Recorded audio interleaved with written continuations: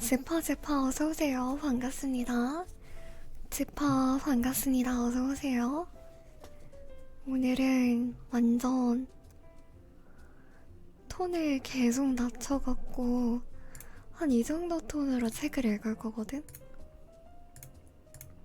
오늘은 책을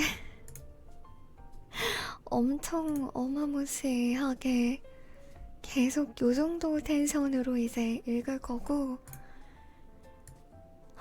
여기에 적혀 있습니다. 오늘은 중간에 갑자기 큰 소리 나면은, 내가 오늘 말을 좀 작게 할 거라, 갑자기 큰 소리 나면은 그러니까 크게 듣고 있던 집사들 깜짝 놀랄까봐, 일단 알람을 꺼놨어요. 아예 꺼놨어. 그리고 원래도 부금을 틀까 말까 고민을 엄청 했는데, 책 내가 그렸어. 책 내가 그렸어. 이거 책이야. 책이야. 지파 어서오세요. 반갑습니다. 다들 어서오세요. 반갑습니다. 오늘 일단은 알람 없이 셜록 홈즈 읽을 거고, 오늘은 계속 요 정도 톤에서 요 정도 목소리 크기 정도를 유지할 거기 때문에, 요 정도 톤과 요 정도 목소리 크기를 계속 유지할 거기 때문에, 내가 중간에 얘들아 이제 끝났어 라고 말하기 전까지 웬만해서 소리를 키우는 게 나을 거야. 오늘 소리 키우라고 알람도 껐거든. 바스커비랩 걔는 아니고 그 에비 그레인즈 상원인데, 이거를 하나 더 읽을 수 있을지, 이거 읽을 수 있을지, 이것만 읽고 끝날지는 나도 잘 모르겠어갖고, 일단은 5분에 시작할게. 너희도 이제 뭔가 이렇게 ASMR을 듣는 자세라든가, 그리고 이제 미리 톤 듣고 어느 정도 하면 되겠다, 소리 어느 정도로 키우면 되겠다, 이런 거 있잖아. 그런 거를 미리 이제 그러니까 미리 그거 해야 돼. 미리 조정을 해야 돼. 미리 조정을 해야 되고, 너희들이 이제, 웃기 전에 잠올 것 같다고? 목소리가, 오늘 좀 차분하게 할 거긴 해. 뒤에 배경음도 일부러 재즈로 틀어놨거든. 그 다음에, 책 소리 들려?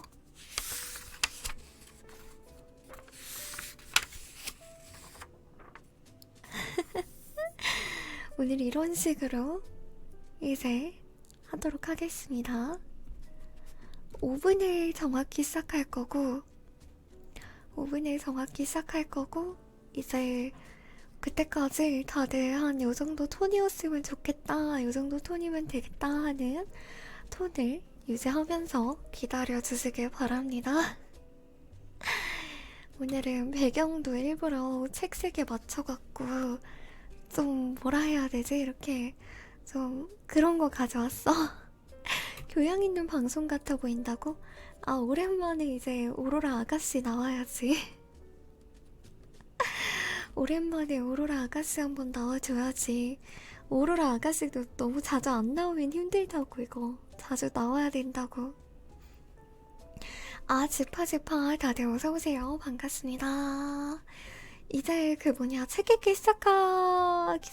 책 읽기 시작해서부터는 내가 너희들한테 인사나 대답을 못 해줄 수도 있으니까, 그런 거는 이제 혹시라도 물어보는 사람이라든가 물어보는 집사가 있으면 왜 대답 안 해주세요, 뭐 이런 집사 있으면은 오늘은 대답 안 해준다, 이런 식으로 너희들이 전해주면 될 것 같아요.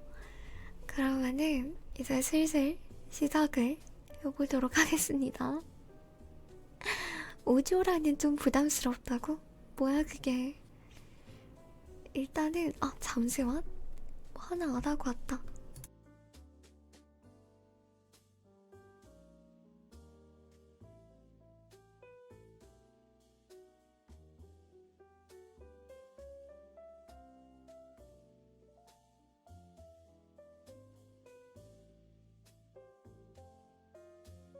짠! 다시 왔어.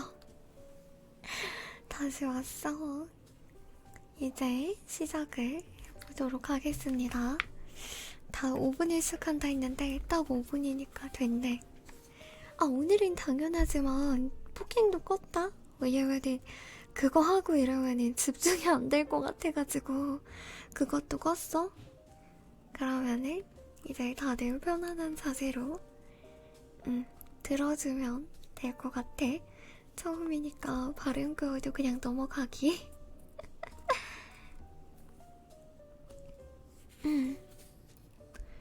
누군가가 계속 어깨를 흔들어 잠이 깼는데 보니까 셜록 홈즈였다. 때는 1897년 겨울의 어느 날이었고 서리가 내려 엄청 추운 아침 시간이었다. 홈즈는 촛불을 들고 있었는데 불빛에 비친 그의 얼굴 표정이 굉장히 긴장돼 있는 걸로 봐서 무슨 사고가 난 게 틀림없었다. 왓슨, 일어나게 일어나. 재밌는 일이 생겼어.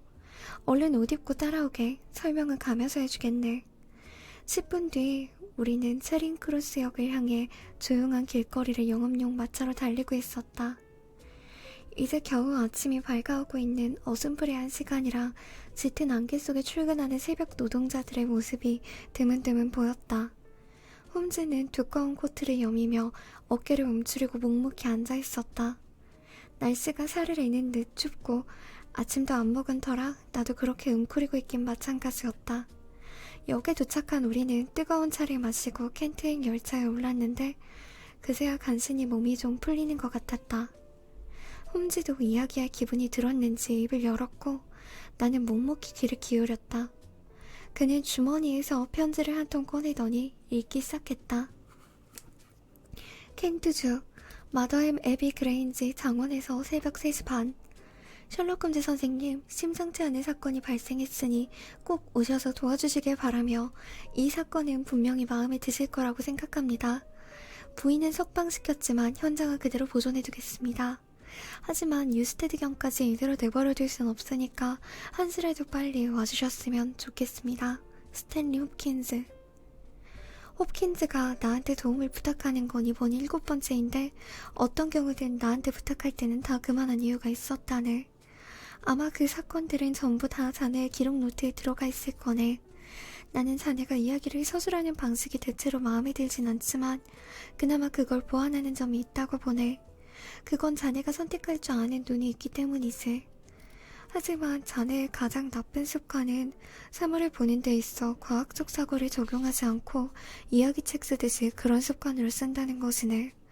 그렇기 때문에 유익하고 고전적인 실제 교훈이 될 만한 것들은 전부 다 완전히 망쳐놓고 있는 거라네. 그저 흥미롭고 자극적인 지역 문제에만 얽매여서 정작 중요한 점은 흐릿하게 만들어버리지. 그렇게 하면 독자를 유혹하만 할 뿐 도저히 교훈은 되지 못하네. 그러면 본인이 직접 쓰지 않나? 나는 짜증이 나서 쏘아붙였다. 쓸 거야. 반드시 쓰겠네. 지금은 알다시피 너무 바쁘니까. 나중에 은퇴한 다음에 탐정학 전반에 걸쳐 한 권으로 쓰는데 남은 생애를 바치려고 하네. 그런데 오늘 사건 말인데 역시 살인사건 같아. 그러니까 이 유스테드경이라는 사람이 살해되었다는 건가? 일테면 그런 거지.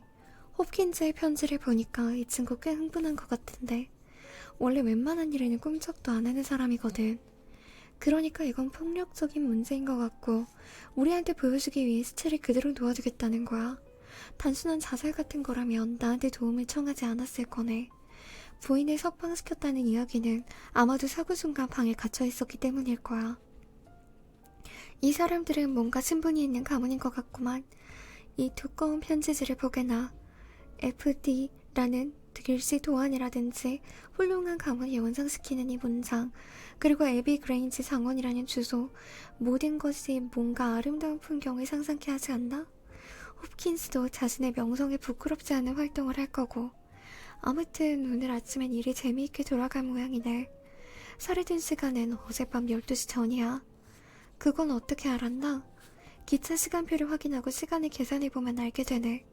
먼저 신고를 받은 지역 경찰이 출동을 했을 거고 거기서 런던시청에 보고를 해서 홉킨즈가 파견됐을 거고 그리고 그가 나한테 도움을 청해왔을 거네. 그렇다면 이런 순서를 따져보면 그것만 해도 하룻밤은 충분히 걸렸을 거야. 아, 여기가 치질허스트 역이군. 이제 곧 모든 게 밝혀질 걸세. 좁은 시골길을 2마일쯤 마차로 더 가서 우리는 커다란 정원 문 앞에 도착했다. 문을 열어준 문지기의 심란한 표정에서도 그 집안에 무슨 큰 재난이 있었다는 걸 느낄 수 있었다. 엄청나게 넓은 장원 안에 느릅나무 가로수가 양쪽에 늘어선 길이 나 있고 그 길을 쭉 따라갔더니 팔라디오 풍의 돌기둥이 정면에 세워져 있는 대저택이 보였다. 건물의 한가운데 부분은 굉장히 오래돼 보이고 담쟁이 덩굴로 뒤덮여 있었는데 큰 창문 쪽을 보면 현대식으로 손질한 것 같기도 했다.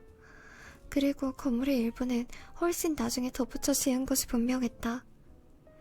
젊고 활발해 보이는 스탠리 홉킨즈여 경감이 의욕적인 표정으로 현관에서 우리를 맞이했다. 홈즈 선생님, 잘 오셨습니다. 왓슨 박사님도요. 이렇게 먼 길을 오셨는데 제가 두 번째 편지를 보낼 여유가 있었으면 이렇게 일부러 오실 것도 없었습니다. 왜냐하면 부인이 의식을 회복해서 모든 상황을 다 설명했는데 너무나 명백하고 어디에도 문제가 없다는 게 밝혀졌기 때문이죠. 그런데 홉스 선생님, 루이스햄의 감도 사건을 기억하고 계십니까? 랜돌 3인조 말인가요? 그렇습니다. 아버지와 두 아들이죠. 이건 그자들이 한 짓입니다. 틀림없습니다. 2주일 전에 시드넘에서도 한탕을 했는데 그때 바로 인상착의가 목격되었지만 이렇게 가까운 곳에서 곧이어 또 저지를 줄이야. 아주 대담한 놈들입니다. 어쨌든 그놈들 짓이 분명합니다. 이번에 붙잡히면 사형이죠. 그럼 뉴스테드 경은 살해됐겠네요? 그렇습니다. 난로용 쇠막대기로 머리를 맞았습니다. 한이한테 물었더니 이름이 유스테드 브레콘스터 경이라고 하던데 맞습니다. 켄트주에서 손꼽히는 부자죠. 부인은 지금 거실에 있는데 엄청나게 큰 충격을 받은 상태입니다. 제가 처음에 봤을 때는 거의 정신이 나가 있었는데 아무튼 자세한 건 직접 물어보시는 게 좋을 겁니다. 그런 다음에 제가 식당으로 안내해드리겠습니다. 브레콘스톨 부인은 그리 평범한 여성은 아니었다. 그렇게 우아하고 아름다운 얼굴의 사람은 난 거의 본 적 없었다. 하얀 피부에 금발이고 눈은 파란색인데 간밤에 무서운 일 때문에 얼굴이 초췌해지지만 않았다면 그야말로 완벽한 아름다움이라고 할 수 있었다.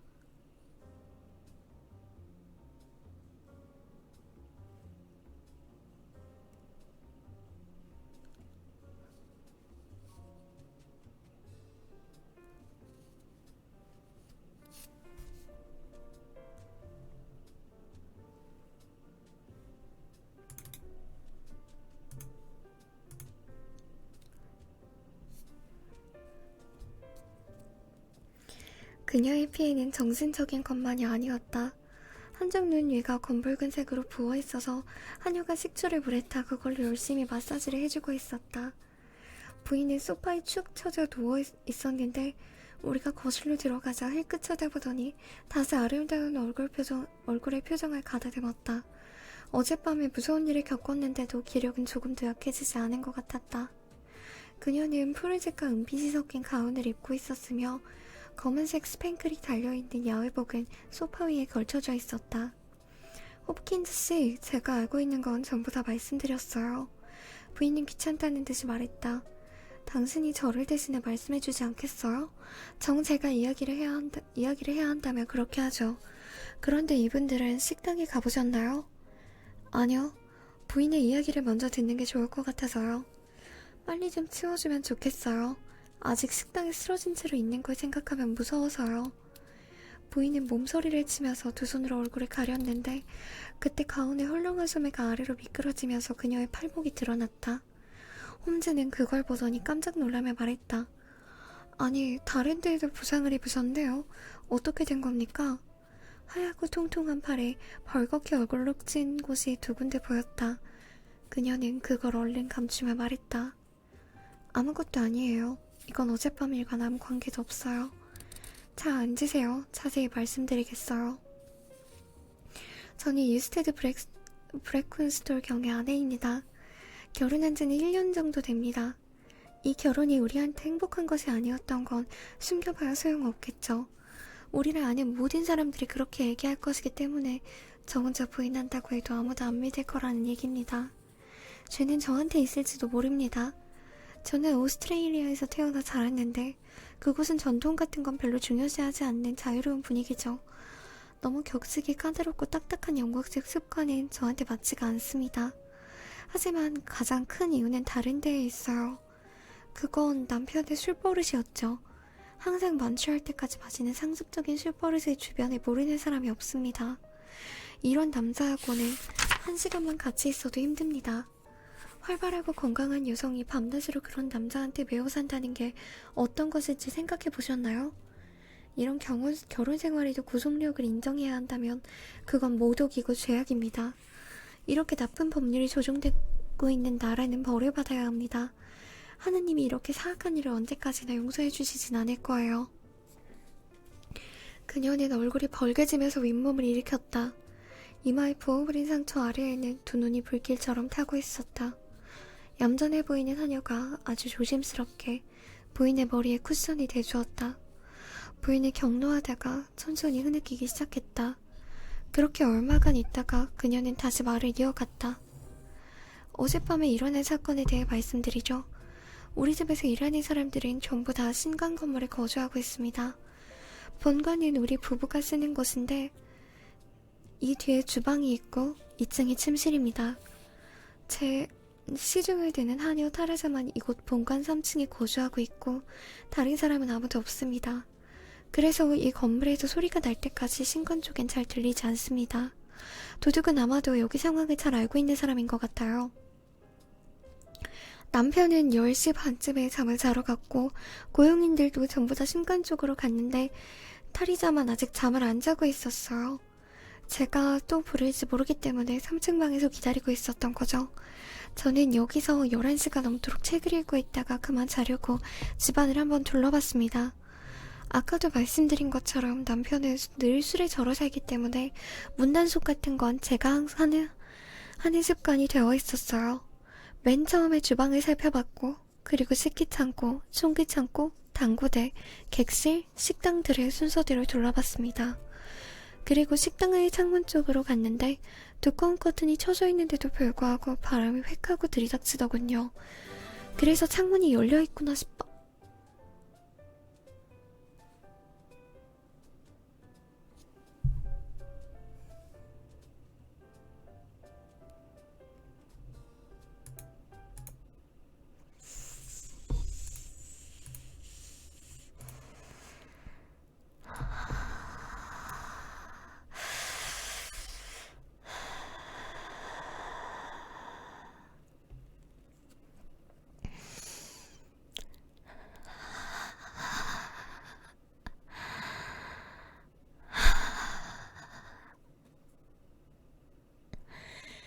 그래서 창문이 열려있구나 싶어 커튼이 옆으로 젖히고 봤더니 웬 남자가 서 있는 거예요. 어깨가 떡 벌어지고 몸집도 좋으면서 꽤 나이든 남자였는데 그 남자와 정면으로 눈이 마주친 겁니다. 창문은 거기 하나뿐이고 정원이 잔디밭으로 바로 나갈 수 있는 프랑스식 창문인데 아무튼 거기서 바람이 들어왔던 거예요. 저는 촛대를 들고 있었는데 그 남자 뒤쪽에 또 다른 남자가 2명이나 식당으로 막 들어오려고 하고 있더군요. 저는 얼른 뒷걸음질을 쳤는데 그 남자가 잽싸게 저한테 덤벼들어서 손목을 잡고 곧바로 목을 조르기 시작했어요. 소리를 지르려고 했지만 놈이 제 눈 위를 주먹으로 치는 바람에 기절을 하고 말았죠. 정신이 돌아와서 보니까 제가 식당 의자에 앉혀진 채 묶여있더군요. 그리고 수건으로 입이 틀어막혀 있었고요. 그러니 아무 소리도 낼 수 없었던 거죠. 그때 남편이 들어왔습니다. 남편은 이상한 소리가 나서 잠을 깼던 것 같아요. 그래서 대충 옷을 입고 내려왔던 겁니다. 바지에 와이셔츠 차림으로. 평소에 애용하는 검정색 나무 몽둥이를 들고 있었습니다. 그리고 도둑 한 명이 보이자 벼락같이 몽둥이를 휘둘렀어요. 그때 또 한 사람, 나이든 남자가 급히 난로 옆에 있던 쇠막대기를 집어들어 남편을 향해 내리쳤습니다. 남편은 소리도 못 지르고 그 자리에 쓰러져 그대로 꿈쩍을 안 하더군요. 저는 그걸 보고는 또 정신을 잃고 말았죠. 다시 깼을 때 보니까 도둑들이 찬장에서 은제 그릇을 몽땅 꺼내놓고 포도주를 한 병 따서 마시고 있었어요. 병이 테이블 위에 놓여있고 3명 모두 글라스를 들고 있더군요. 아까도 말씀드렸지만 3사람 중 1사람은 나이가 많고 턱수염도 기르고 있었는데 나머지 2사람은 아직 어린 소년들이었어요. 나이가 든 사람이 젊은 2사람의 아버지였는지도 모릅니다. 아무튼 3사람은 한참 수군대더니 저를 묵끈끈이 단단한 질을 확인하고는 뒷문을 닫고 프랑스식 창문을 통해 도망쳤습니다. 저는 그 뒤로 15분 정도 몸을 풀어보려고 여러 가지 방법으로 애를 쓰다가 입에 물려있던 수건을 간신히 뺄 수 있어서 그제야 소리를 질렀더니 하녀가 달려왔습니다. 그리고 신관에 있던 고용인들이 모여들어서 곧 경찰에 알리게 되었던 겁니다. 런던 경시청에는 이곳 경찰들에서 연락을 했던 모양이죠. 제가 알고 있는 건 이게 전부입니다. 이런 무서운 이야기는 이제 2번 다시 하고 싶지 않습니다. 홈즈 선생님, 뭐 질문하실 것 있습니까? 홉킨즈가 물었다. 저는 우선 부인의 휴식을 방해하고 싶지 않습니다. 그리고 괴롭힐 생각도 전혀 없습니다. 다만 한 가지만 듣고 싶은데요. 홈즈를 그렇게 말하며 허니어를 쳐다보았다. 당신이 이야기를 좀 해주었으면 좋겠습니다. 저는 내려오기 전에 그 사람들을 봤습니다. 침대 옆 창가에 앉아 있었는데 현관문 근처에 남자 3명이 있는 게 달빛 아래에서 보였거든요. 그때는 별로 신경을 안 썼어요. 그러다 1시간쯤 지났을 때 마님이 소리치는 게 들렸어요. 급히 뛰어내려가 봤더니 마님은 의자에 묶여 계시고 나리께서는 피투성이가 된 채 쓰러져 계셨어요. 마님은 묶여있는 데다 다리에 피가 튀어서 입고 계신 옷이 피투성이가 됐는데도 참 꿋꿋하고 침착하게 계시더군요. 그 무서운 상황에서 말이죠. 과연 애들레이드시의 메리 플레이저 아가씨로서 애비 그레인저 장원의 브레이큰스톨 부인답다는 생각이 들었어요. 마님은 정말로 쓱쓱하고 훌륭하게 대처하셨습니다.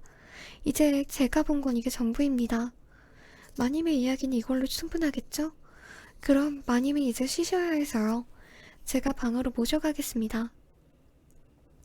하녀는 마치 어머니처럼 다정하게 부인의 어깨를 감싸며 조용히 나갔다. 저 하녀는 부인이 어렸을 때부터 함께 있었다고 합니다. 홉킨즈가 설명했다. 아주 아기 때부터요.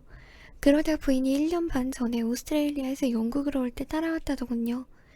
이름은 타리자 라이트라고 하는데 요즘에 아주 보기 드문 하녀죠.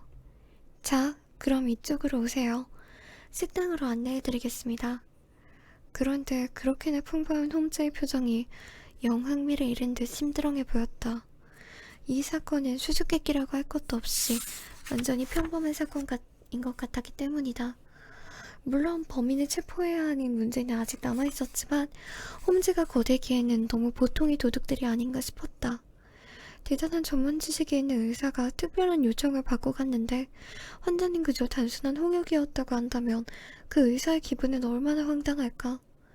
그와 똑같은 심정을 나는 홈즈의 눈빛에서 읽을 수 있었다.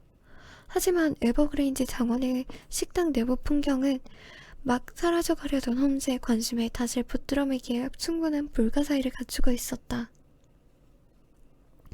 식당은 천장이 높고 큰 방이었다.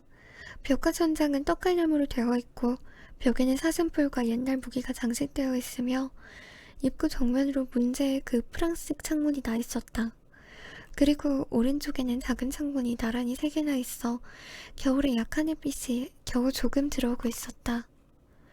왼쪽에는 크고 깊은 벽난로가 있고 떡갈나무로 된 묵직한 맨틀피스가 설치되어 있었다. 벽난로 옆에는 팔걸이와 가로막대가 세워져 있는 큰 떡갈나무 의자가 있었다.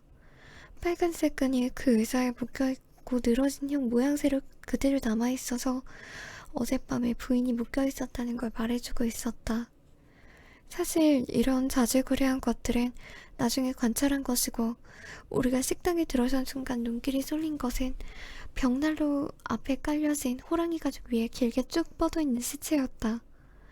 40세쯤 되어 보이고 키가 크며 잘생긴 남자의 시체였다. 천장을 향해 누워있었는데 짧게 손질된 수염 사이로 허연 잇몸이 드러나 있었다. 2 주먹을 움켜쥔 채 머리 위로 올리고 있었으며 그 옆에는 검정색 몽둥이가 나뒹굴고 있었다. 독수리를 연상시키는 검붉고 아름다운 얼굴엔 잔뜩 찌푸리고 있어서 무시무시해 보였다. 그는 자고 있다가 무슨 소리를 듣고 깼는지 와이셔츠 속에는 화려한 잠옷을 입고 있었으며 발은 아무것도 신지 않은 상태였다. 그의 머리는 심하게 깨져 있었다. 타격이 얼마나 강했는지 온 방에 남아있는 흔적을 보면 알 수 있었다. 타격에 쓰인 난로용 쇠막대기가 엿가락처럼 휘어져 옆에 떨어져 있었다. 홈즈는 그 흉기와 깨진 머리를 살펴보고 나서 말했다. 랜돌 영감이 엄청 힘이 세구만. 그렇습니다. 저한테도 기록이 있는데 아주 거친 놈입니다. 홉킨즈가 말했다. 그런 녀석이라면 체포에 문제는 없겠네요. 그럼요. 오래전부터 경계 대상이었는데 미국으로 건너간 듯해서 사실 좀 벽에 부딪히고 있었거든요. 그런데 여기 있다는 게 밝혀졌으니까 절대로 놓치는 일은 없을 겁니다. 항구마다 벌써 수백 전단이 뿌려져 있고 밤에는 현상금에 대한 발표도 할 것 같습니다. 그런데 부인한테 인상착의가 목격됐으며 경찰이 금방 발각되고 쫓긴다는 걸 알 텐데 왜 이런 짓을 했을까요? 하긴 그렇군. 부인까지 살해해버렸을 텐데 말이야. 홈즈가 말했다.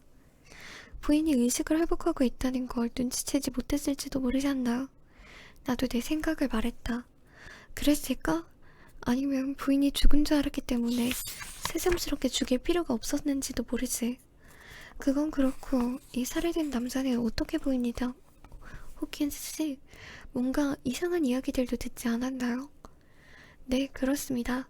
보통 때는 좋은 사람인데 술만 마셨다 하면 아주 손을 쓸 수가 없는 그런 성격 같습니다. 그렇다고 매번 만취하는 것도 아니지만 아무튼 술이 들어가면 흥분하고 날뛰고 그러는 거죠. 그럴 때는 마치 악마가 되다시피 해서 못하는 짓이 없는 모양입니다.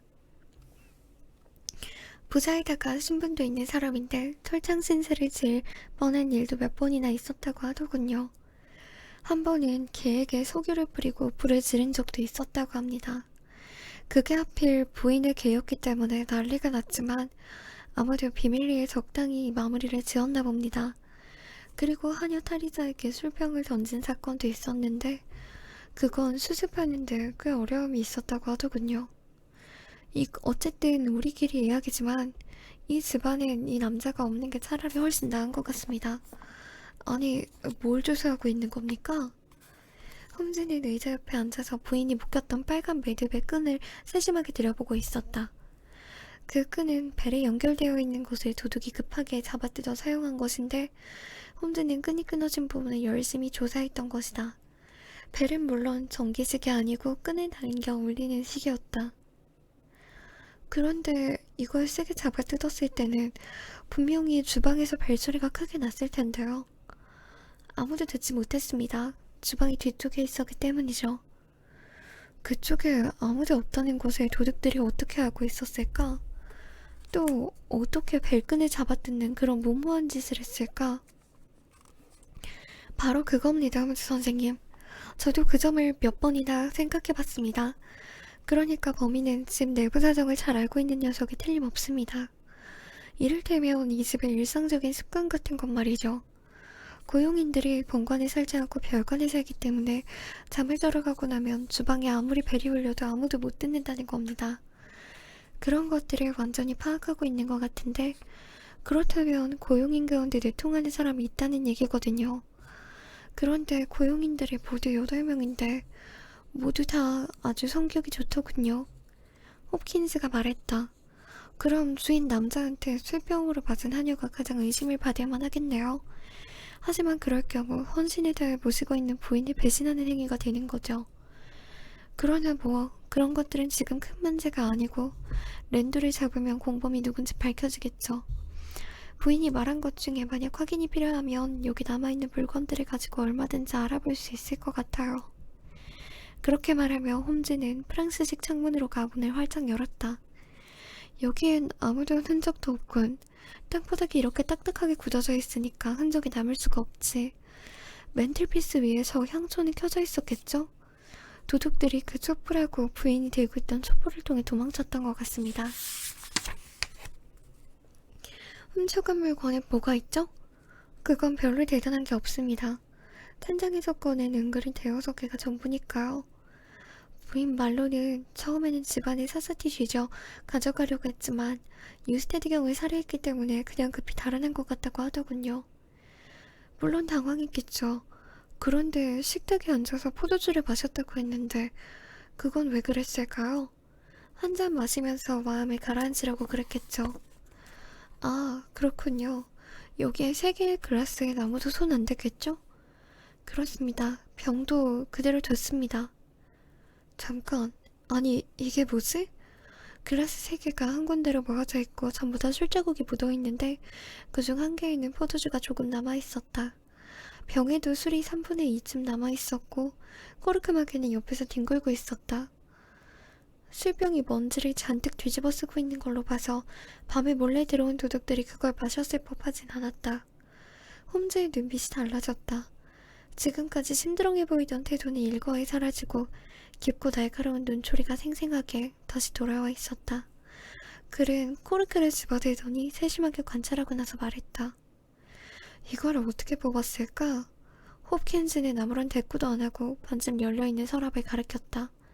안에는 테이블보와 커다란 코르크 따개가 들어있었다. 이 코르크 따개를 사용했다고 부인이 말했나요? 아니요, 코르크를 뽑을 때는 부인이 아직 깨어나기 전이라. 아, 그랬었군요. 그런데 도둑들은 이 코르크 따개를 사용하지 않은 것 같아요. 이 코르크는 주머니 칼 속에 들어있는 그 병 따는 거 있죠? 나이프와 같이 붙어있는 그 1인치 정도의 짧은 병 따개. 그걸로 뽑은 거예요. 잘 보세요. 세 번이나 위치를 바꿔서 비틀어 뽑았거든요. 범인을 잡으면 한번 조사해보세요. 분명 그 여러 가지 기구가 달린 나이프를 가지고 있을 겁니다. 아, 놀랍네요. 그나저나 도무지 알 수 없는 건 이 글라스에 있을. 부인이 분명 세 사람이 포도주를 마시고 있는 걸 봤다고 했죠? 네, 봤다고 분명히 말했습니다. 그렇다면 맞겠죠. 나로선 아무 할 말은 없어요. 그런데 말이죠. 이 글라스를 아주 주의해야 합니다. 뭐라고요? 아무런 이상한 데가 없다고요? 그러면 곤란한데. 뭐, 할 수 없죠. 나처럼 특별한 지식을 갖고 있으면 아무렇지 않게 설명할 수 있지만, 경감은 이해를 너무 어렵게 생각하고 있군요. 그럼 호킨즈 경감, 나는 먼저 가겠습니다. 내가 있어봐야 별로 도움이 될 것 같지도 않고 게다가 경감은 나름대로 벌써 해결 방법을 찾았을 테니까요. 랜도를 붙잡거나 다른 진전사항이 생기면 연락 좀 바라겠습니다. 어쨌든 이 사건 좀 머지않아 잘 해결될 것으로 믿고 있어요. 자, 왓슨, 돌아가세. 그러는 게 시간도 유용하게 쓸 수 있을 것 같네. 돌아오는 기차 안에서 홈즈는 뭔가를 계속 골똘히 생각하고 있었다. 그는 스스로에게 힘을 불어넣듯이 머리를 흔들며 문제를 해결한 듯한 얼굴이 됐다가도 다시금 의문이 꼬리를 물고 떠오르는지 눈썹을 찌푸렸다 공허한 표정이 되곤 했다. 그렇게 한참을 되풀이하며 그의 생각은 곧 에비 그레인저 장원의 식당과 어젯밤에 벌어진 참극의 현장으로 날아가는 것 같았다. 그러는 가운데 기차가 시골의 작은 역에서 멈췄다가 다시 천천히 움직이기 시작했다. 그때 벼랑간 홈즈가 플랫폼으로 뛰어내리더니 나까지 잡아 끌어내렸다. 미안하네, 미안해. 기차가 커브를 돌아 사라져가는 것을 지켜보면서 홈즈가 말했다. 이 변덕스러운 생각이 틀릴지도 모르는데 자네까지 같이 가자고 해야 해서 정말 미안하구먼. 그래도 왠지 이대로 내버려두는 게 아무래도 마음에 걸려서 말이야. 내 본능은 이걸 반대한다고 요란하게 부르짖고 있다네. 이건 그런 게 아니야. 어딘가 틀린 점이 있어. 절대로 틀린 점이 있네. 그런데 부인의 말은 별로 이상한 것이 없고 하나의 증언까지 있는 데다 자잘한 이야기들도 다 맞아떨어지고 있거든. 내가 왜 이런 생각을 하게 됐냐면 세 개의 글라스 때문이야. 내가 그 설명에 만족하지 않았더라면 모든 것을 의심해보면서 자신감 있게 주의력을 갖고 충분히 조사했더라면 그리고 미리 되어 있었던 그 엉터리 이야기에 속지 않고 처음부터 선입견에 사로잡히지 않고 연구했더라면 다른 행동을 취해야 했어야 할 명확한 사실을 뭔가 발견하지 못했을 리가 없었을 거야. 아무튼 여기 벤치에 좀 앉게. 좀 있으면 치즐 호스트행 열차가 올 거니까 그때까지 내가 증거리 좀 말해보겠네. 첫째로 한유가 부인의 말을 덮어놓고 사실이라고 인정하고 있는데 그거 말을 그대로 믿으면 안 되네. 그리고 부인의 매력 있는 인품에 우리가 끌려 들어가서도 안 돼. 부인의 말을 냉정히 들어보면 뭔가 의심스러운 점이 있어. 3인조 도둑은 2주일 전에도 시드넘 지방에서 꽤 시끄러운 사건을 일으켰거든. 그들의 수법이라 할지 인상체계 같은 건 신문에도 기사로 나왔기 때문에 예를 들어 도둑을 이용한 연극을 꾸미려고 한다면 누구나 다 그런 기사를 생각해낼 걸세. 그리고 사실 도둑들은 한탕을 하고 나면 당분간은 보통 위험한 일에 손대지 않고 조용히 그걸로 안락을 누리는 성향이 있지. 게다가 아직 초저녁이라고 할 수 있는 11시가 지나서 도둑이 들었다는 것도 그리 흔한 일이 아니고 소리를 못 지르게 여자를 때려 눕혔다는 것도 뭔가 부자연스럽게 들리거든. 그런 짓을 하면 오히려 집안이 더 시끄러워질 텐데 말이야. 그리고 또 그놈들은 3명인데 한 명의 남자를 느닷없이 죽여버린다는 것도 상식적으로 납득이 안 되는 이야기야. 또 가까운 곳에 감나가는 물건들이 있는데 겨우 그 정도 물건을 훔쳐서 도망갔다는 것도 이상하지. 그리고 마지막으로 놈들이 술을 반쯤 남기고 갔다는 것은 도저히 이해가 안 돼. 이렇게 이상한 점들에 자네는 어떻게 생각하나? 그렇게 전체를 모아놓고 보니까 확실히 마음에 걸리긴 한데 하나하나를 따로 보면 아무것도 아닌 것 같아. 내가 가장 이상하다고 생각하는 건 부인이 의자에 묶여 있었다는 거야. 나는 그렇게 생각하지 않네. 왜냐하면 부인을 죽여버린다면 뭐랄까. 그렇지 않는 이상은 자기들이 도망친 다음에 즉각 경찰에 신고하지 못하도록 하기 위해 그럴 수밖에 없었다는 거지. 어쨌든 부인의 이야기는 그대로 믿을 수 없는 점이 있다는 걸세. 그 중에서도 가장 걸리는 건 그 글라스고 말이야. 그 글라스가 어쨌다는 건가? 그 글라스를 머리에 떠올릴 수 있겠나? 그럼 똑똑히 생각나지. 3명의 도둑이 그 글라스로 포도주를 마셨다는 이야기가 이상하게도 생각되지 않나? 왜지? 잔들에 전부 포도주가 묻어있지 않았나? 그건 맞는데 잔에 포도주 찌꺼기가 남아있었던 건 하나뿐이었어. 그 점을 예사로보면 안 되네. 뭔가 생각나는 게 없나? 마지막으로 따른 글라스에 찌꺼기가 들어갔겠지. 그런 일은 있을 것 같지 않은데? 왜냐면 병 속에 원래 포도주 찌꺼기가 가득 있으니까 말이야. 처음 2잔은 깨끗한 포도주가 나오고 마지막 잔에는 포도주 찌꺼기가 나온다는 건 생각하기 좀 어렵지. 내 생각엔 여기엔 2가지 경우가 있다네. 아니, 2가지뿐이라 달리 설명할 수도 없어. 우선 한 가지는 2개의 글라스에 따르고 나서 병을 흔들었기 때문에 3번째 글라스에 찌꺼기가 흘러나왔던 거지. 그런데 그런 일은 거의 있을 것 같지 않네. 그래, 이건 확실히 내 생각이 맞아. 맞다니, 뭐가 맞다는 거냐가? 실제로 사용한 건 2개뿐이고 그 2개의 글라스에서 남은 찌꺼기를 3번째 글라스에 버린 거야. 그래서 3사람이 있었던 것처럼 꾸몄다는 거지. 이렇게 생각하면 찌꺼기가 하나의 글라스에만 있었던 이유가 설명되지 않나? 그것이 틀림없었을 거야. 나는 그렇게 확신하고 있다네.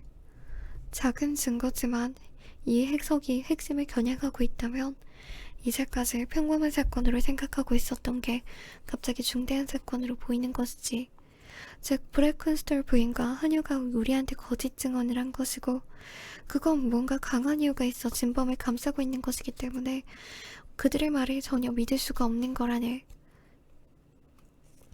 때문에 우리는 누구의 도움도 빌리지 않고 독자적으로 사건을 규명해야만 하네. 이게 지금부터 우리 앞에 놓인 과제일세. 아, 저기 치즐허스트행 기차가 오는구만. 애비 그레인지 정원 사람들은 우리를 다시 보고는 매우 놀라워했다.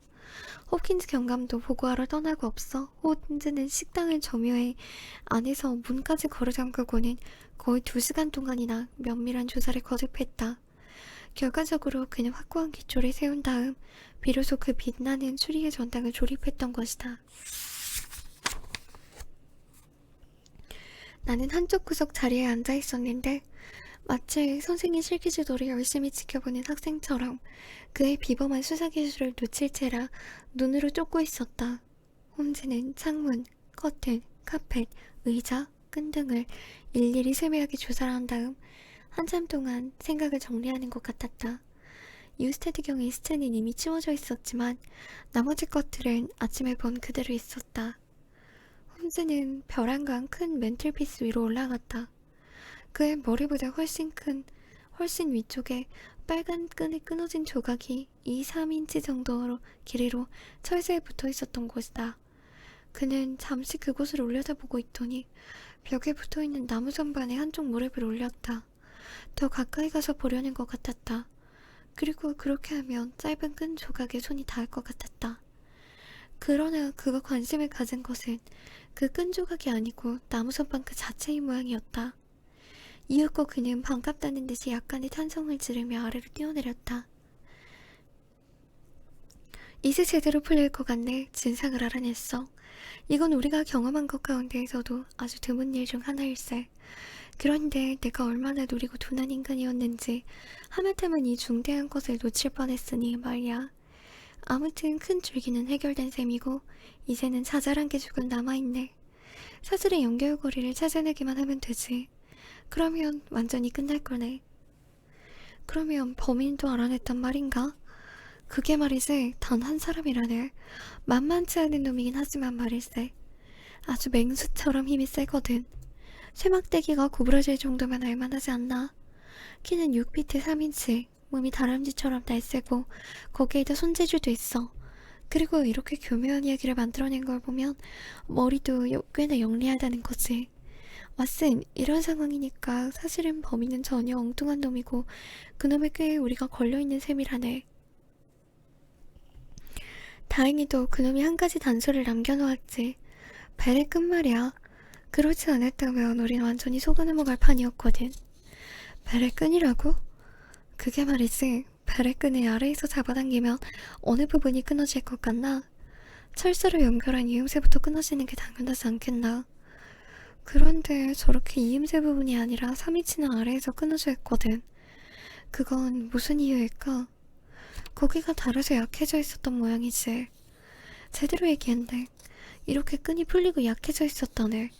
그런데 이건 끈이 달아서 약해진 게 아니고 놈이 꾀를 부려서 나이프로 끝을 긁어 이렇게 만든 거야. 저 위쪽에 가서 끊어진 부분을 보게나. 저기는 조금도 달아있지 않거든. 그러니까 놈은 칼로 잘랐던 거지. 여기서는 잘 안 보여서 내가 아까 만든 맨틀피스로 올라갔던 걸세. 그러면 내가 그 과정을 설명해 보겠네. 범인은 끈이 필요했어. 하지만 아래에서 잡아당겨 끊으면 벨이 울리기 때문에 곤란해지지. 그럼 어떻게 했느냐? 우선 맨틀피스로 올라갔어. 그런데 끈까지 손이 안 닿으니까 저 선반에다 한쪽 무릎을 걸쳤네. 선반 먼지 위에 그 흔적이 남아있거든. 그리고 나이프로 끈을 잘라낸 거야. 내가 해보니까 3인치 정도 팔이 짧아서 끈에 손이 안 닿았어. 그렇다면 범인은 나보다 적어도 3인치는 큰 남자라는 게 맞겠지. 그리고 저 떡갈나무 의자가 있는 바닥을 보게나. 무슨 흔적일까? 피가 묻어있군. 그런데 이것만 봐도 부인의 이야기가 거짓이라는 걸 알 수 있다네. 부인이 의자에 결박되고 나서 유스테드경이 살해되었다면 저런 곳에 피가 묻을 수 없겠지. 그러니까 이건 바로 남편이 살해된 뒤에 부인을 의자에 앉혀줬다는 걸 보여주는 거야. 부인이 검은 드레스를 살펴보면 분명히 엉덩이 부분에는 피가 묻어있을 걸세. 그래도 어쨌든 워털루는 아직 멀었어. 지금은 말랭고에 있을 뿐이야. 먼저 패하고 그 다음에 승리를 거두는 거지. 자, 그럼 이제부터는 하녀 타리사와 이야기를 해야겠네. 마음을 아주 다 잡아야 할 것 같네. 안 그러면 알고 싶은 것을 끌어낼 수 없을 것 같아. 오스트레일리아 출신인 하녀 타리사는 엄청나게 충실하고 별난 사람이었다.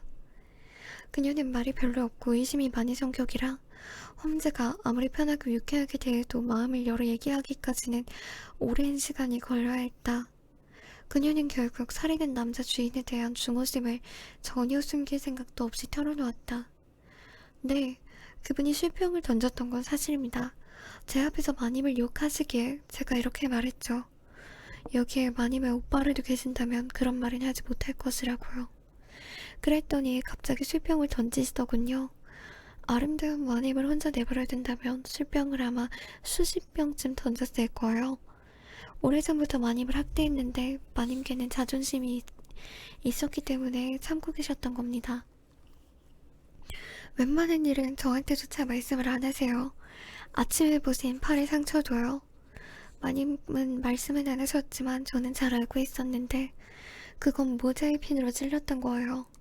저 오만한 미치광이는 하느님 돌아가신 분에게 이렇게 말씀하는 걸 용서해 주셔서 정말로 사악한 악마였어요. 처음엔 아주 착한 사람인 줄 알았어요. 겨우 18개월 됐는데 마님과 저는 18년이나 된 것 같습니다. 마님은 그때 막 런던으로 오셨고 아니 영국이 처음이고 다른 어디에도 가신 적이 없었습니다. 주인 남자는 재산도 많지 런던에 살았다 하니까 여자 꼬시는 재주는 아주 능란했을 거 아닙니까? 마님을 금방 유혹했던 거죠. 그것이 마님의 엄청난 실수였고요.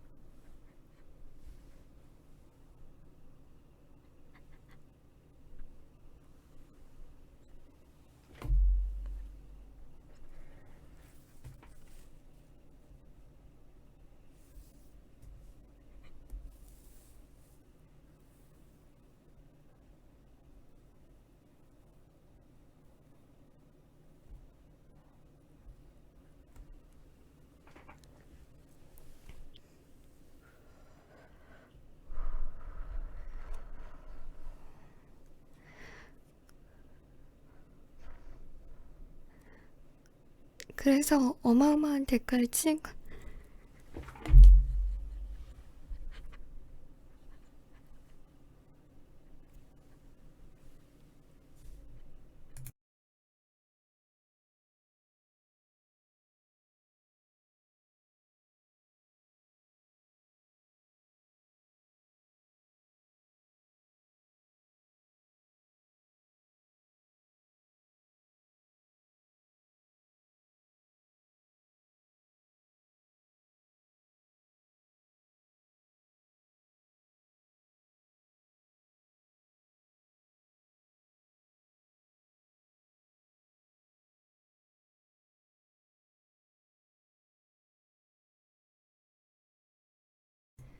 그래서 어마어마한 대가를 치른 겁니다. 주인을 처음 봤을 때 말인가요? 그건 이곳에 오고 얼마 안 지난 사였는데 6월에 도착했으니까 7월에 받겠네요. 그리고 작년 1월에 결혼했다 하셨던 거죠. 네, 마님은 지금 거실에 계십니다. 만나실 수는 있지만 너무 오래도록 귀찮게 묻지는 말아주세요. 부탁드립니다. 지금은 몸도 마음도 너무 지쳐 계시니까요. 브레켄스터 부인은 소파에 누워있었는데 아침을 봤을 때보단 훨씬 더 기운이 있어 보였다. 하녀는 우리와 함께 부인에게 가자마자 부인의 이마에 난 상처를 찜질하기 시작했다. 저를 다시 신문회로 오신 건 아니겠죠? 아닙니다. 홈즈는 조용히 말을 꺼냈다. 괜히 부인을 괴롭히는 짓은 하지 않습니다. 저는 오히려 부인을 안심시켜드리고 싶은 사람입니다. 왜냐면 부인이 꽤 고생을 하신 것 같기 때문입니다. 부인이 저를 완전히 믿어주신다면 반드시 배신당하지 않을 거라는 걸 알게 되실 겁니다. 저더러 어떻게 하라는 말씀이신가요? 사실대로만 말씀해 주시면 됩니다. 아니, 홈즈 선생님. 아침에 말씀하신 건 아무 도움도 되지 않습니다.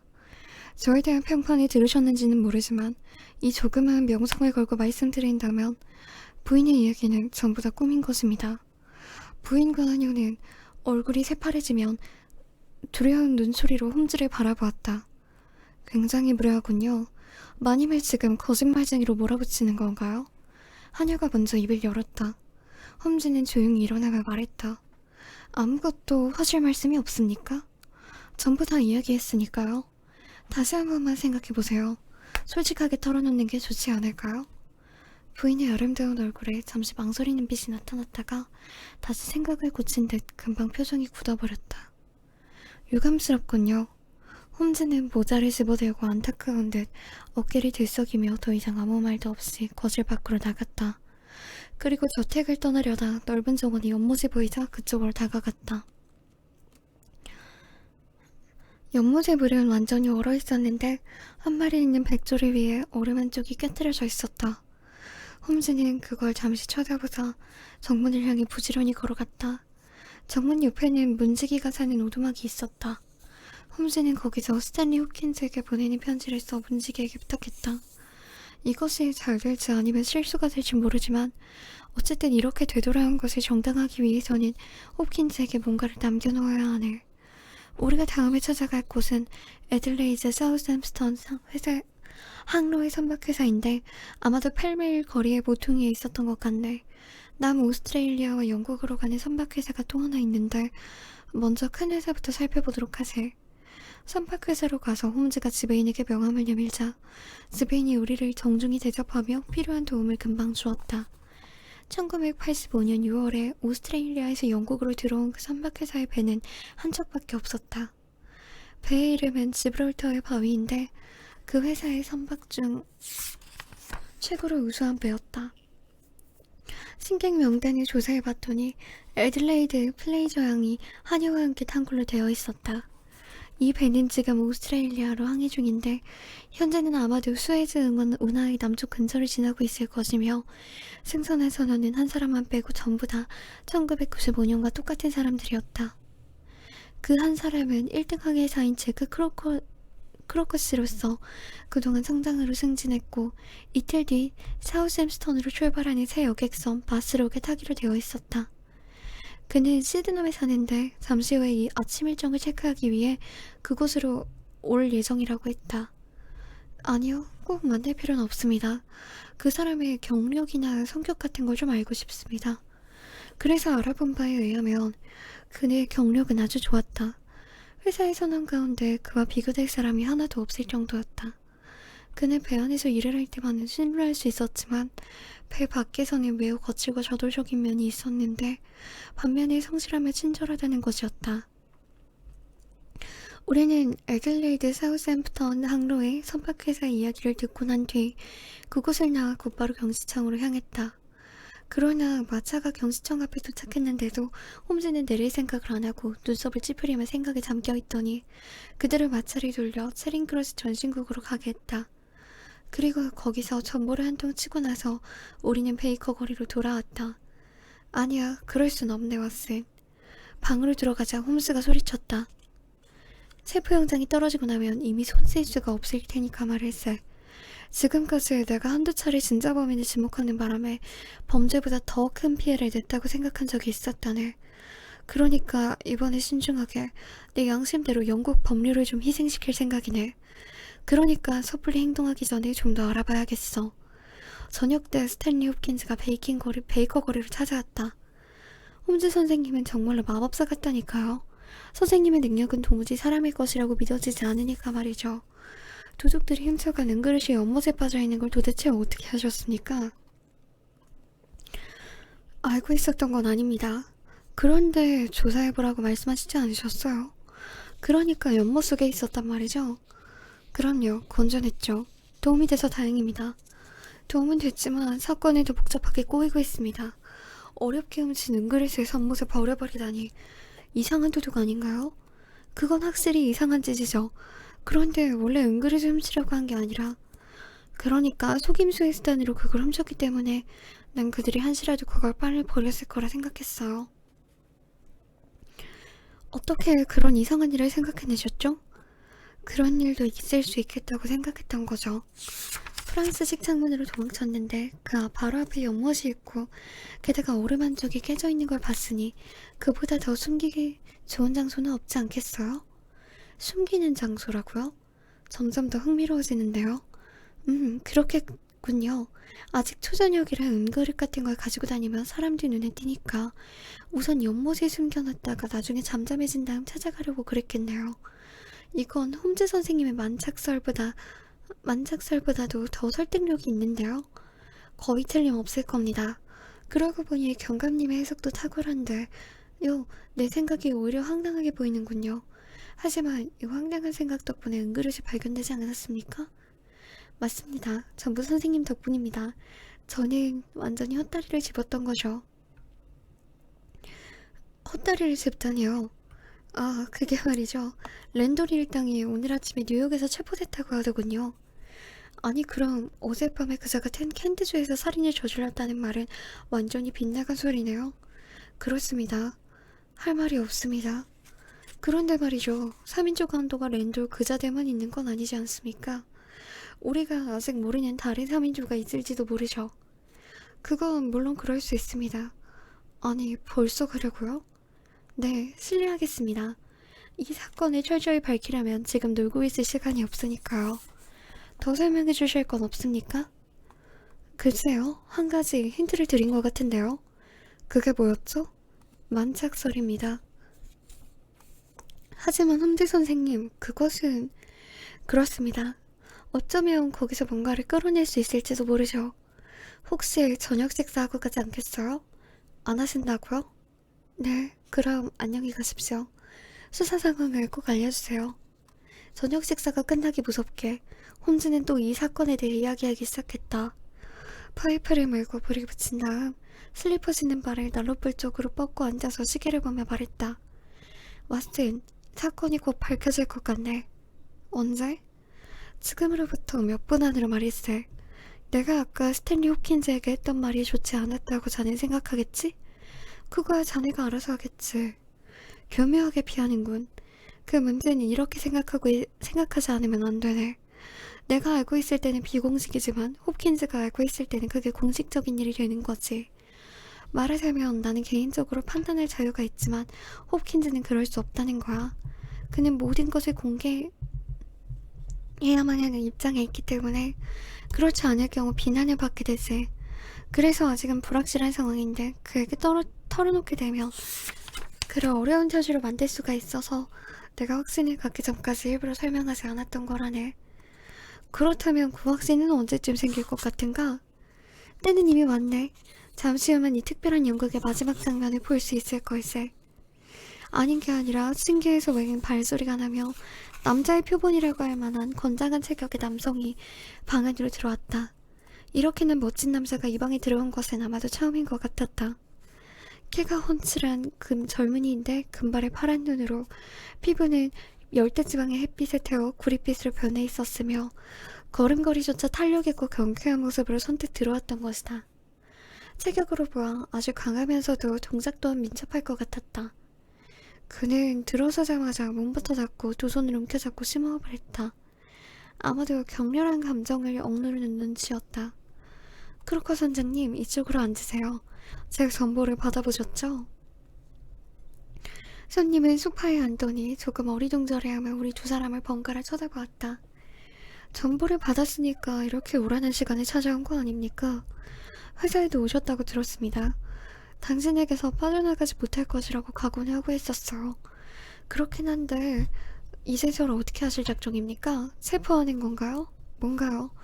제가 고양이한테 잡힌 쥐도 아닌데 그렇게 앉으셔서 장난치시면 곤란합니다. 왓슨, 시가를 좀 드리려나? 아무튼 크로커스, 그거라도 피우면서 마음을 좀 가라앉혀 보세요. 당신을 다른 범죄자들처럼 생각했다면 저도 이렇게 마주 앉아서 담배를 피운다거나 하진 않았을 겁니다. 이 점을 잘 참고해 주시면 좋겠어요. 어쨌든 솔직하게 말씀해 주셔야 합니다. 그 점을 그러다 보면 좋은 생각이 떠오를 수도 있으니까요. 그러나 저를 속이려 한다면 저도 가만히 있을 수만은 없습니다. 저더러 어떻게 하란 말씀인가요? 어젯밤에 엘비 그레인저 장원에서 벌어진 일을 그대로 해주세요. 어떤 것도 하나도 빼거나 덧붙이면 안 됩니다. 아시겠죠? 진실을 말씀해달라는 거죠. 저는 이미 대략적으로 알고 있기 때문에 만약 당신이 사실을 이야기하지 않고 쓸데없이 지어내거나 한다면 당장 창밖으로 호루라기를 불어 경찰을 부를 수 있습니다. 그렇게 되면 이 문제는 영원히 제 손을 떠나게 될 겁니다. 선장은 잠시 생각하고 있더니 햇볕에 그을린 큰 손으로 무릎을 짚고 말했다. 이야기하죠. 당신도 약속을 지키는 신사라고 생각하니 전 모든 걸 다 얘기하겠습니다. 다만 우선 말씀드리고 싶은 건 전 눈꽃만큼도 후회하지 않고 또 누구도 두렵지 않다는 것입니다. 저는 2번이라도 똑같이 할 거고 제가 한 것을 떳떳하게 생각합니다. 그 악마는 저주를 받는 게 당연하니까요. 그놈이 고양이처럼 목숨이 9개나 있다고 해도 전 그걸 다 빼앗고 말 겁니다. 그녀 메리만 아니라면 말이죠. 그녀의 이름은 메리 플레이저입니다. 지금의 그 저주스러운 이름 따위를 어찌 부를 수 있겠어요. 그녀를 힘들게 할까봐 그게 걱정일 뿐입니다. 그녀의 아름다운 얼굴을 미소 짓게만 할 수 있다면 저는 제 목숨이라도 기꺼이 바칠 수 있습니다. 그러니 어떻게 제가 가만히 보고 있을 수 있겠어요? 모든 걸 다 털어놓고 말씀드리겠습니다. 들어보고 나서 이것이 정말로 팔짱 끼고 보고만 있을 일인지 그건 남자 대 남자로서 이야기해보고 싶습니다. 오래전 이야기부터 하겠습니다. 당신이 모든 걸 알고 계신 것 같으니까요. 제가 그녀를 처음 알게 됐던 건 제가 1등 항해사를 타고 있었던 여객선 지브롤터의 바위에 그녀가 승객으로 있을 때였어요. 이것도 아마 알고 계셨겠죠? 처음 봤을 때부터 그녀는 저한테 있어서는 이 세상에 단 하나뿐인 여성이었습니다. 그때부터 배에 있는 내내 오로지 그녀 생각밖에는 나지 않더군요. 당직날 밤에는 어둠 속에서 무릎을 꿇고 그녀의 아름다운 발이 밟았던 갑판의 한 지점에 몇 번이나 입맞춤했는지 모릅니다. 그녀는 저를 평범한 태도로 대했습니다. 우리가 무슨 약속 같은 걸 할 사이도 아니고요. 그래서 저로서는 무슨 불만을 가질 수 있는 입장이 아니었어요. 그리워하는 건 저 혼자뿐이고 그녀는 저를 친구를 대해줬으니까요.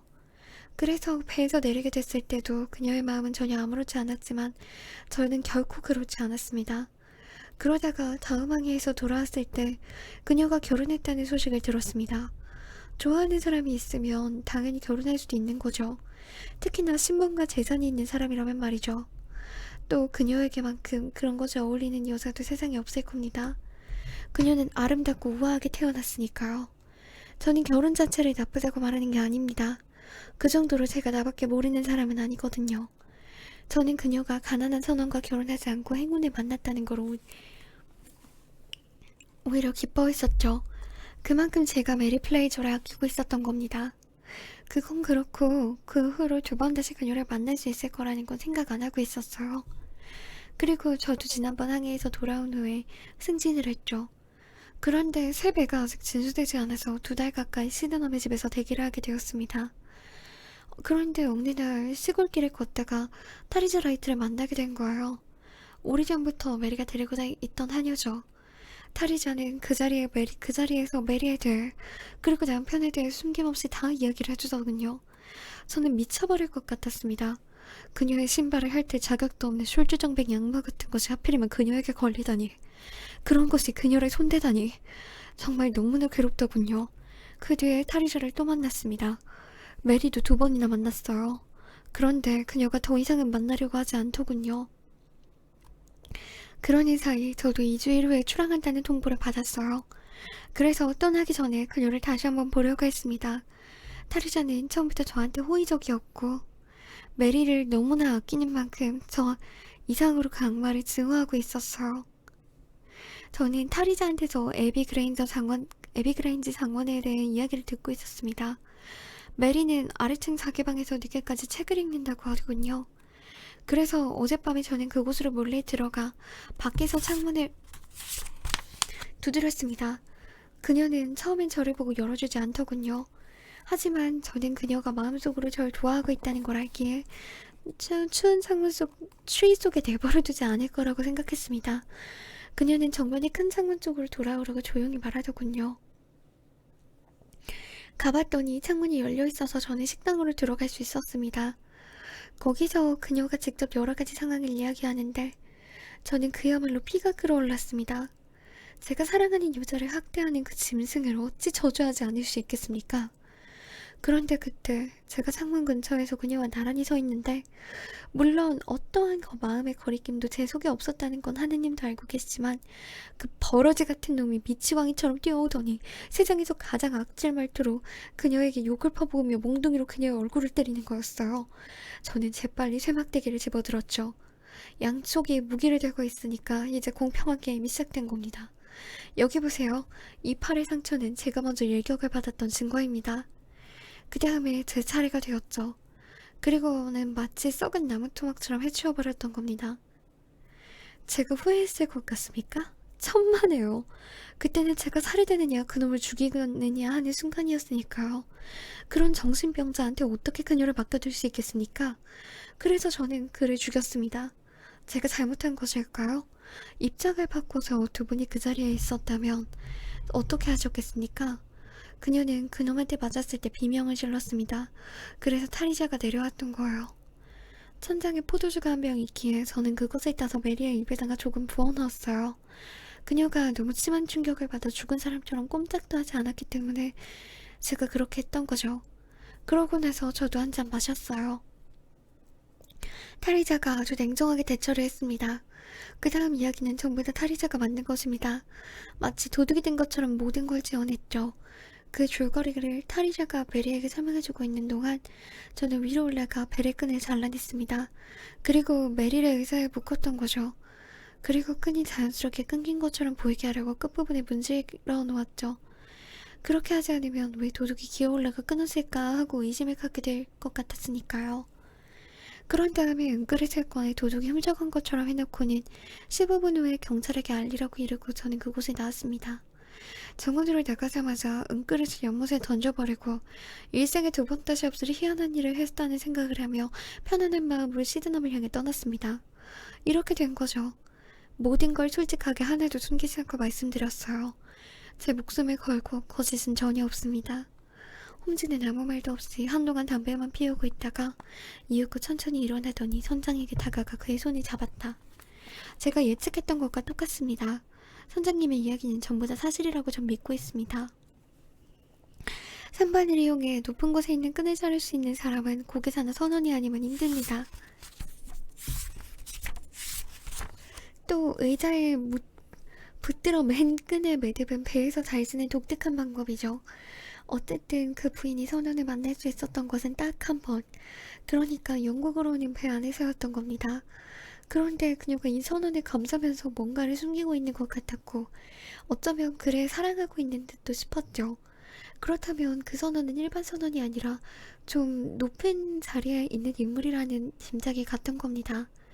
거기까지 생각해내고 보니까 선장님을 찾는 일은 전혀 어렵지가 않았죠. 경찰은 이 속임수가 발각될 거라고는 전혀 생각하지 않았습니다. 경찰은 꿰뚫어보지도 못했어요. 내 생각엔 결국 발각되지 않을 거라고 봅니다. 그런데 크로커스, 당신이 그 극단적인 분노를 느꼈기 때문에 한 행동이라는 것은 저도 인정을 하지만 그래도 이건 그냥 넘어갈 문제가 아닙니다.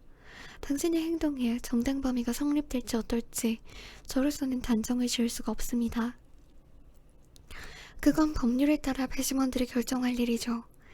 그러나 당신을 돕고 싶기 때문에 하는 말인데 24시간 안에 어디론가 숨어버린다면 더 이상 누구도 추궁하지 않을 거라는 걸 장담합니다. 그런 다음에 이 사건이 알려지는 겁니까? 그렇습니다. 공표는 되겠죠. 선장은 화를 내며 얼굴이 벌개졌다. 저는 도대체 어떻게 보시고 그런 제안을 하시는 거죠? 저도 법률을 조금 아는데요. 그렇게 되면 메리가 공범의 책임을 지게 되는 건 아닙니까? 제가 그녀한테 모든 불행을 떠넘기고 저 혼자 내빼는 그런 남자로 보입니까? 저는 절대 그런 사람이 아닙니다. 충분한 처벌을 각오하고 있으니까 메리는 절대 법정에 서는 일이 없도록 해야 합니다. 뭐 없을까요, 홈즈씨? 홈즈는 다시 선장의 손을 잡으며 말했다. 잠시 선장님을 시험해봤을 뿐입니다. 당신이 올바르게 생각한다는 걸 알겠군요. 하지만 저로서도 책임이 매우 큰 문제이긴 합니다. 그래도 홉킨즈 경감한테 암시를 해주었으니까 그것을 이용하지 못하면 어쩔 수가 없는 거죠. 알겠습니까? 그러면 여기서 당연한 거쳐야 할 법적 수속을 밟도록 하죠. 당신은 피고, 왓슨은 배심원, 그리고 저는 판사입니다. 배심원으로 이만큼 딱 들어맞는 인물도 없을 겁니다. 그럼 배심원에게 질문하겠습니다. 배심원께서는 피고의 증언을 전부 다 청취했습니다. 그렇다면 피고는 유죄입니까? 무죄입니까? 재판장님, 무죄입니다. 내가 말했다. 백성의 뜻은 신의 뜻입니다. 크로커 선장에게 무죄를 선언합니다. 다른 희생자가 나타나지 않는 한 당신이 붙잡히는 일이 없을 겁니다. 1년 후 그 부인에게 돌아가십시오. 그녀와 당신의 미래로 말이죠. 오늘 밤에 우리가 내린 판정이 옳았다는 걸 입증되길 바라겠습니다.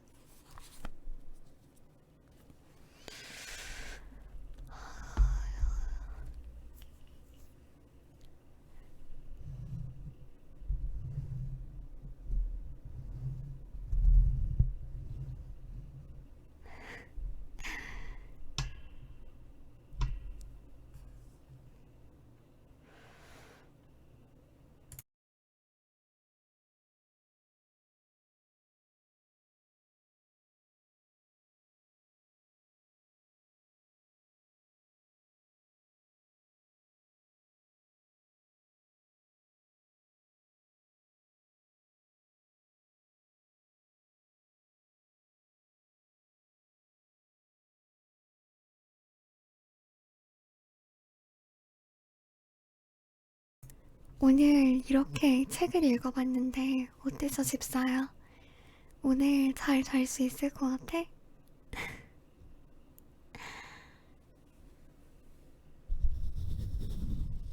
이거 말고도 몇 개 더 준비해오고 싶었는데 크게 준비를 해오지는 못해가지고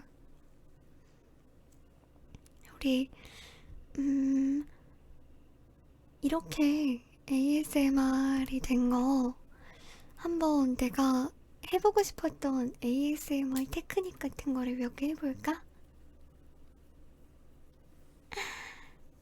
아, 재밌었구나. 다행이다. 아, 좋았다고? 다행이다.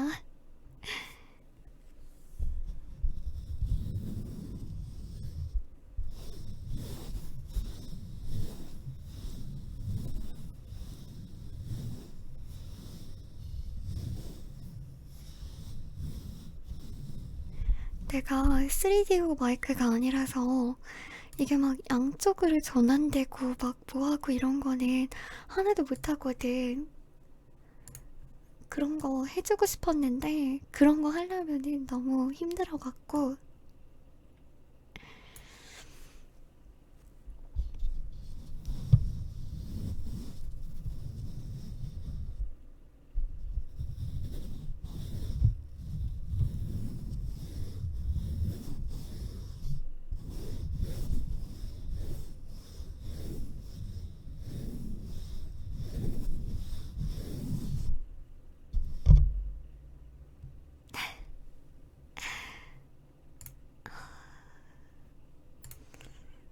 어떤 걸 해주는 게 좋을까? 음... 주인이 안아줄까?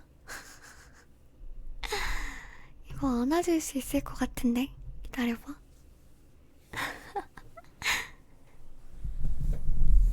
야,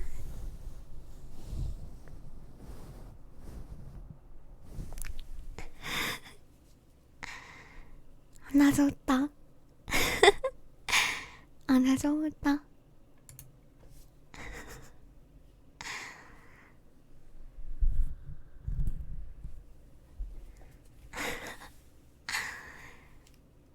음, 다들 좋은 시간이었길 바라.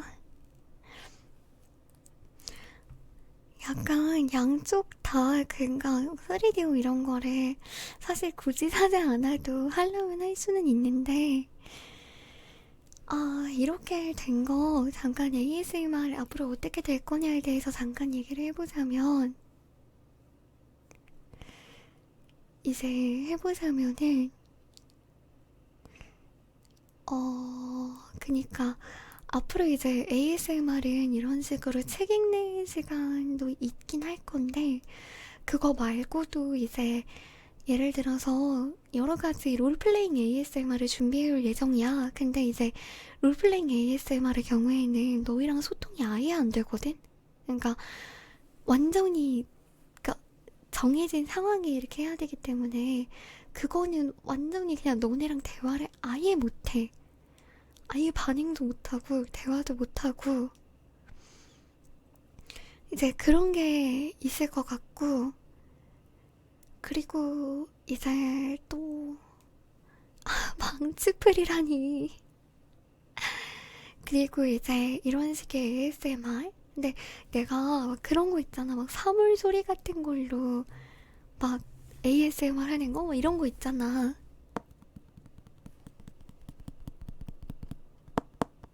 이런 거는 내가 잘 못할 것 같아갖고. 그런 거 말고도 혹시라도 있을지 모르는 학생 집사들을 위해서 그것도 생각해보고 있어. 그니까 예를 들어 2시간 동안 같이 공부해요 ASMR 이런 거 있잖아.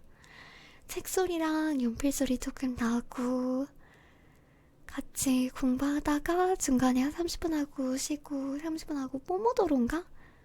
그거라고 하지. 뭐 그런 것도 해보고 싶고.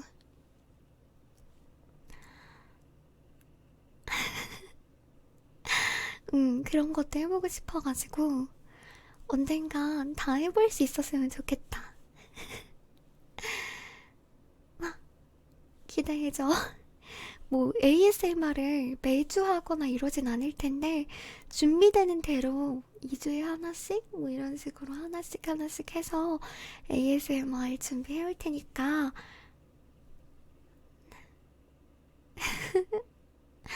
ASMR 준비해 올 테니까 기대 많이 해줘. 근데 오늘 어땠어?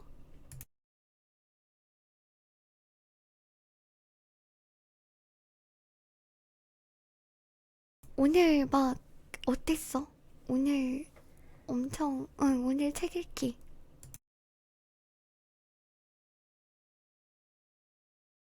아 좋았어? 다행이다. 기다려봐.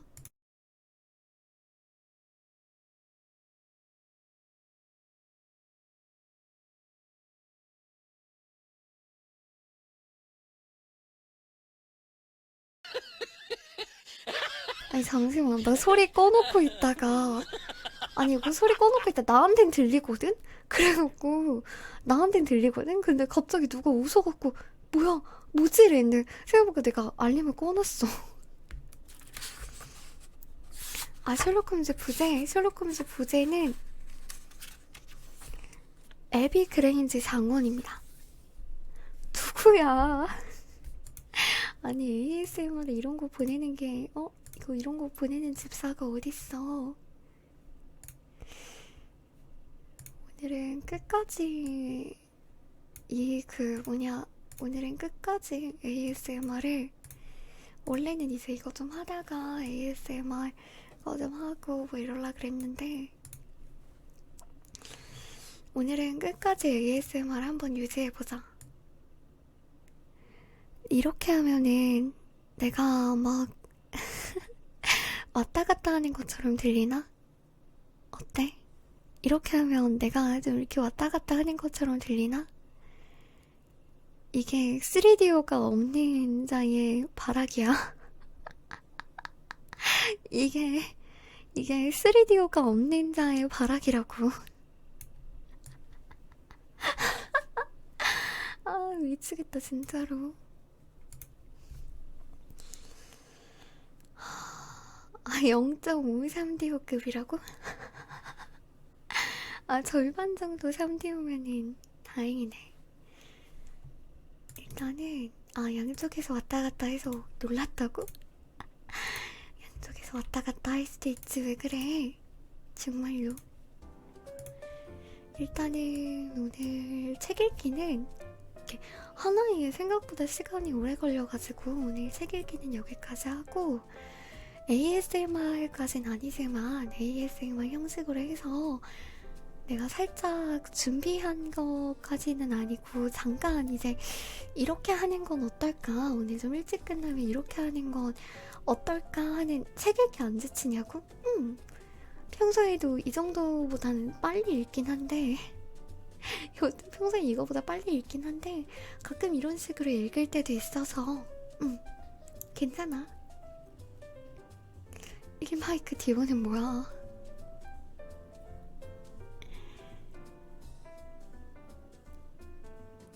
내가 준비까진 아니고 그니까 약간 이런 건 어떨까 하면서 생각을 해온 건 있는데 그게 약간 롤플레잉 형식이라 너희들하고 대화가 아예 안 될 거거든?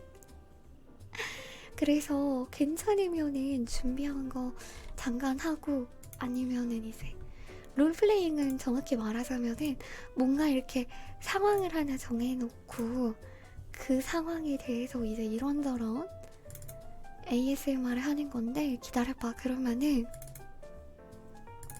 근데 거창한 걸 준비해온 건 아니고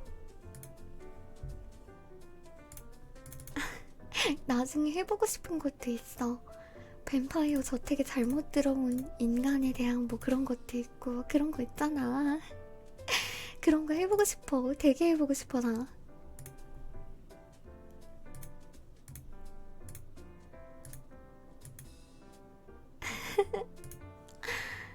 그리고 이제 막 그런 거 있잖아. 집사 브이로그 해갖고 집사가 평소에 이제 집사의 일상 이런 거 해가지고 아니 뭐 여사친이 어쩌고 그런 게 아니라 그런 품이 없는 게 아니라 좀 더 품이 있는 걸 좀 생각해주면 안 될까?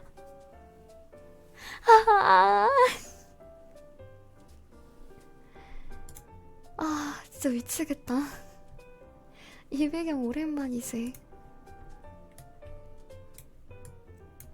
이 배경 되게 오랜만이지. 이제 집사의 일상이지. 집사의 일상. 집사의 일상 해가지고 예를 들어 뭐 그런 건데 일단은 맛보기를 잠깐 준비해온 거를 보여주자면은 대답이 안 될 수도 있고 잘 안 되면은 나도 모른다. 이 오늘 첫 도전이라고 써놔갖고 그냥 할 수 있게 돼서 이 첫 도전이라는 게 방패라고 방패. 망할까봐 방패라고 이거.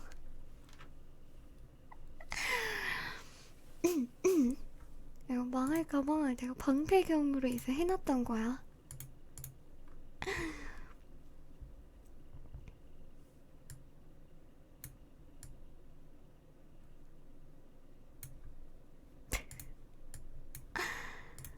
망하면 어떡해.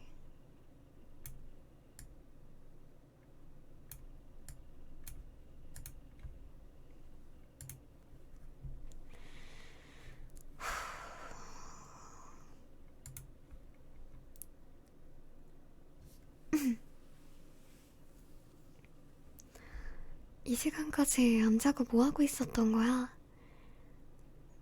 물론 나도 이 시간까지는 안 자고 있었지만 그래 우리 집사가 이 시간에 잘 리가 없지. 당연한 거 아냐? 주인님이 깨 있는데 집사가 먼저 자러 들어가면 그건 안 되는 거잖아? 여기서 뭐 하고 있었어? 만약에 할 거 없이 그냥 잠 안 와서 나온 거면 잠깐 나랑 요 앞에 좀 걸을래? 걷는다고 해봤자 그냥 저택 복도 몇 걸음 걷는 거지만 괜찮다면 어 잠깐 나랑 걷는 건 어때?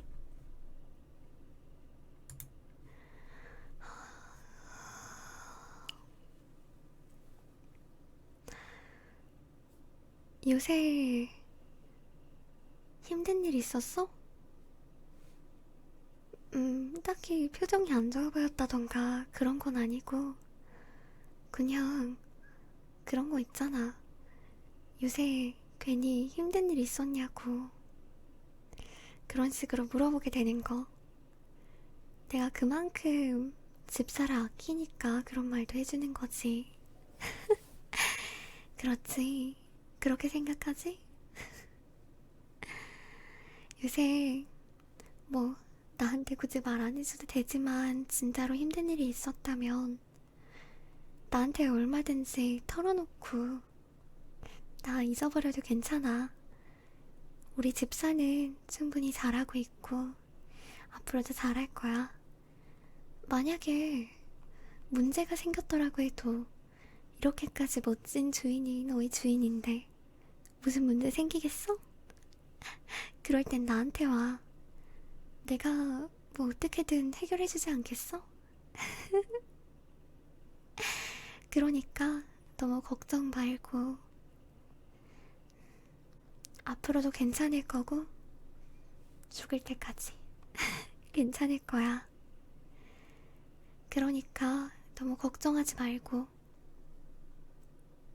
오늘 하루 동안 혹시 자기 비하라던가 스스로한테 스스로를 학대하진 않았어? 만약 그랬다면 내일은 조금만 덜 해보자.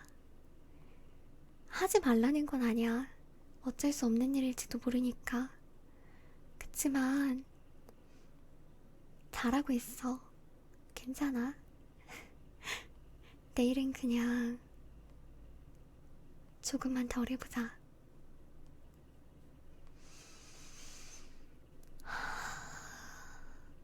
밤에 나오니까 좀 춥다.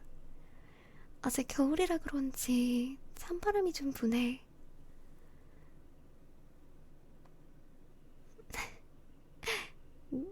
뭐 내가 옷을 이렇게 입어놓고 춥다고 할 만한 처지는 아닌 것 같긴 한데 뭐 그럴 수도 있는 거 아니겠어?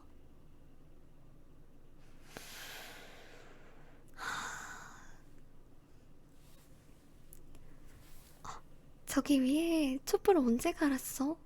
내가 오늘까지 해놓으라고 했는데 말 잘 들었네. 착해 우리 집사.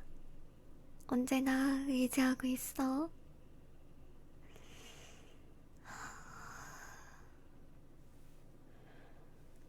오늘은 달이 떴네. 물론 달은 매일 뜨는 거지만 오늘따라 예쁘게 떴네라는 말이 잘못한 거야.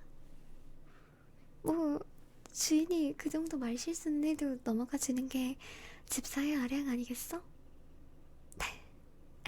나는 그렇다고 생각하는데.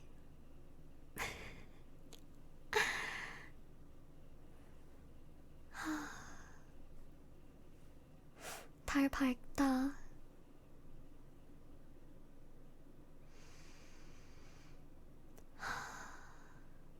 이렇게 둘이서 걷고 있으니까 너가 처음 저택에 온 날이 생각난다. 그때는 나도 부족한 주인이었지만 솔직히 집사도 아직 초보 집사였잖아? 그런 거지 뭐. 다 그러면서 성장하는 거야. 요새는 그래도 일 잘하더라. 잘했어. 노력하고 있나 보네. 장해. 요새 집사일 말고도 다른 일도 하고 있다며. 대단해. 멋지네. 어떤 일이야? 들려줄 수 있어? 나 혼자 얘기하는 것도 좀 그렇잖아. 뭘 그런 눈으로 보는 거야. 어?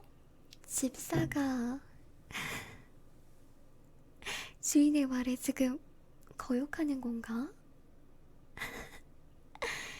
뭐 말을 딱히 안 해줘도 되긴 하는데 그냥 궁금하니까 그런 거지.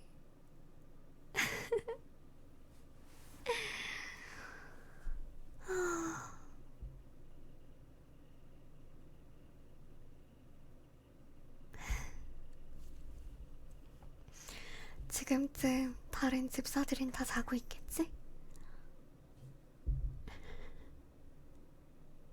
둘이서 이렇게 나와 있으니까 뭔가 되게 이상하다. 이제 그런 거지. 안 자고, 이런 속담이 아니었던가? 일찍 일어나는 새가 벌레를 먹는다가 아니라 이런 경우엔 뭐라고 해야 되지? 늦게까지 자지 않는 집사가 주인하고 산책한다? 아, 내가 말해놓고도 무슨 소리를 했는지 모르겠네. 뭐, 그런 게 다 주인의 매력 아니겠어?